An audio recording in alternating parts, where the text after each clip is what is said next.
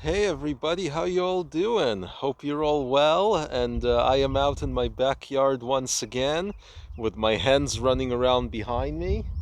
I just let them out and they all quickly ran out of their run except for one, which I think may be broody because she's been sitting in the nesting boxes a lot. But in any case, I wanted to show you guys a couple things. First, a little hack that I developed as it pertains to making a sand bath out of Smartpots. And second, I wanted to show you my progress on the coop here. And I wanted to talk about staking various altcoins because I know a bunch in my audience are into some altcoins and staking them.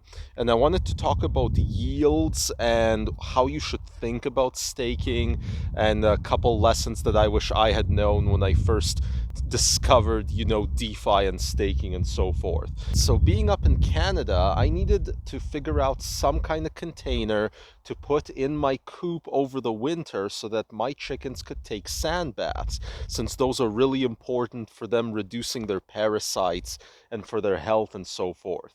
And what most people do is for indoor purposes, they'll take some kind of, I don't know, kids pool, kiddie pool thing and just put it in and fill it with sand, and that works okay. But I thought, what if there was some kind of container that I could even use as a sand bath in an outdoor setting? Like, even if it rained in it, the water would still drain out very well. Well, there is such a container, and I use it all the time in my main channel, Smartpots.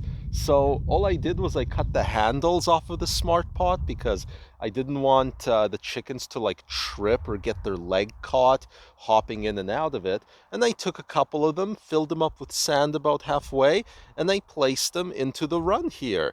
And lo and behold, quite quickly, I caught some of the chickens enjoying sand baths inside them.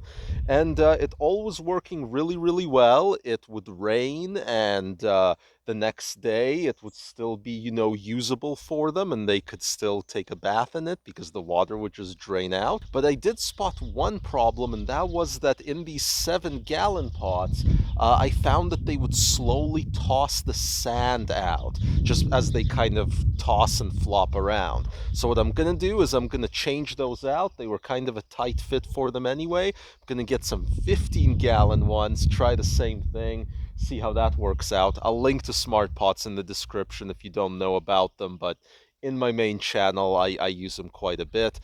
They're for growing. And beyond that, I did want to show you guys the progress on my feeders, just because that was kind of left undone in the last episode about the coop upgrade.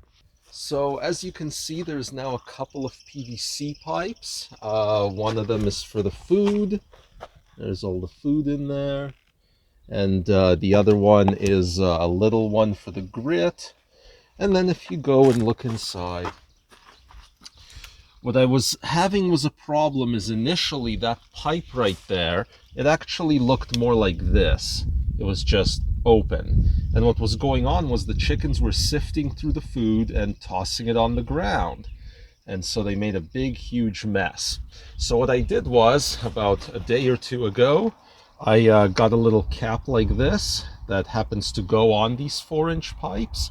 And this hole is big enough for the chicken's head to fit in, but the way it's built inside makes it so that if they try to sift, they don't spill nearly so much. So I haven't seen an increase to the spillage since I made that alteration, and they're even eating a little bit of it, so hopefully that's the end of that problem.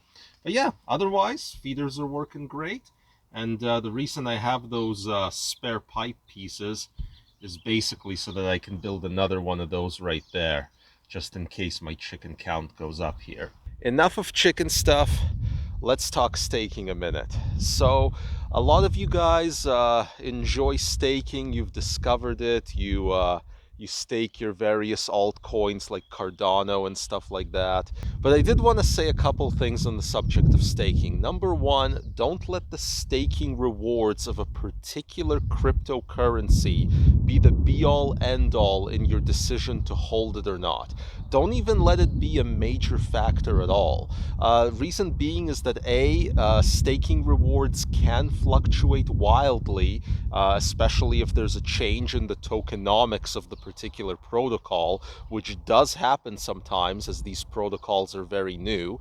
And number two, in an asset class like crypto, where assets move 50% per year, multiple times a year, quite casually, the way it works out is your staking rewards aren't really the end all be all. Yes, they could end up being a huge sort of win in the event that you suddenly end up getting a certain currency that both goes up a lot and keeps yielding a lot, but generally they're just not going to be what dictates the big gains at the end, is the yield of it. The other thing you always have to bear in mind when it comes to the yield is the asset issuance, like how much of that crypto is added at any given time, and also whether or not there's a max cap for it, because this could greatly alter what the true yield of the currency actually is.